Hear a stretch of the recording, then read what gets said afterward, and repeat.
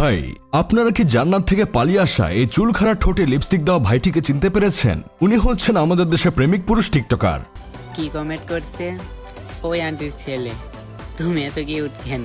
যে জান্নাত থেকে পালিয়ে এসেছে শুধুমাত্র তার প্রেমিকাকে জান্নাতে নিয়ে যাওয়ার জন্য। তাকে এক টিকটক ভিডিওতে দেখলাম বলতেছে, নামাজ পড়ো যান, তা না হলে তোমাকে ছাড়া কিভাবে জান্নাতে যাব।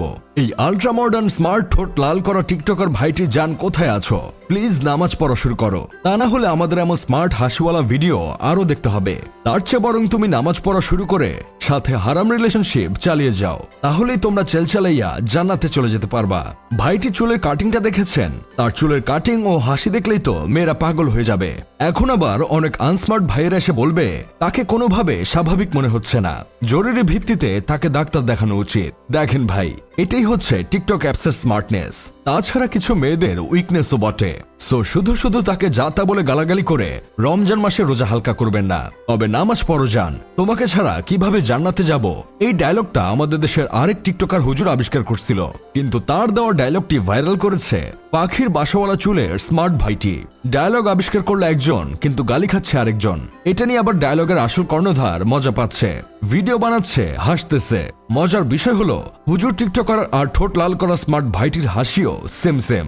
আসলে এদের মতো টিকটকার হুজুরদের জন্যই সমাজ নষ্ট হয়।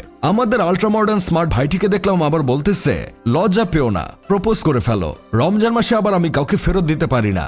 শয়তান 30 দিনের জন্য বন্দী হইলেও এদের কাঁধে বিশাল একটা দায়িত্ব দিয়ে গেছে, আর সেই দায়িত্ব মানুষরূপী কিছু শয়তান পালন করে যাচ্ছে। কিছু টিকটকার তো আছে রোজার মাসে একদম মুফতি মাওলানা হয়ে গেছে, টুপি হিজাব পরে টিকটকে এসে বয়ান দিচ্ছে, কিন্তু ব্যাকগ্রাউন্ডে আবার হিন্দি গান বাজতেছে। মানুষ তো আর এমনি এমনি টিকটকারদের গালাগালি করে না, পাবনা মেন্টাল হসপিটালে ভর্তি করতে চায় না। দিন দিন এসব টিকটকারদের সংখ্যা যেই পরিমাণ বাড়তেছে, তাতে মনে হচ্ছে কয়দিন পর প্রতিটা জেলা জেলায় একটা করে মানসিক হাসপাতাল লাগবে। কিছু কাপল ভ্লগারের কথা আর কি বলবো রে ভাই, এরা যা শুরু করছে তাদের জ্বালায় আর ফেসবুকে থাকা যাচ্ছে না। ইফতারে বউয়ের সাথে কিভাবে ইফতার করছে, আবার সেহরিতে বউ কি খাচ্ছে, কিভাবে খাচ্ছে, সেগুলোও ভিডিও করে ফেসবুক ইউটিউবে আপলোড করছে। ভাবছিলাম অন্তত এই একটা মাস হয়তো তারা বউ ব্যবসা ছেড়ে দিয়ে ভালো হয়ে যাবে, কিন্তু না রে ভাই, এখন আরো বেশি করা শুরু করছে। কারণ রাতে তো জেগেই থাকে, সারা রাত ভিডিও করে আর ছাড়ে। আর কিছু পাবলিক আবার এদের পোস্টে গিয়ে কমেন্ট করে, মাশাল্লাহ ভাই, পরের ভিডিওর জন্য অপেক্ষায় রইলাম, সেরা হয়েছে ভাই। এটা কিছু হইলো ভাই?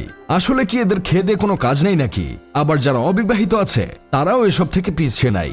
এক মেয়েকে তো দেখলাম বলতেছে, সেহরিতে বেশি পানি খেও না, কারণ তোমার বুকে থাকা আমি ডুবে যেতে পারি। ভাই রে, এদের কি কোনো আত্মীয় স্বজন জীবিত নাই নাকি? না মানে এদেরকে তাহলে এখনো পাবনা মেন্টাল হসপিটালের দিকে নিয়ে যাচ্ছে না কেন? যাই হোক, শেষমেশ আমি গোলাম হোসেন একটা কাজের কথা কই। অনেকেই বলতে পারেন যে রমজান মাস তো আসেই পরিবর্তনের জন্য, আপনি শুধু শুধু মানুষের পরিবর্তন নিয়ে সমালোচনা করলেন কেন?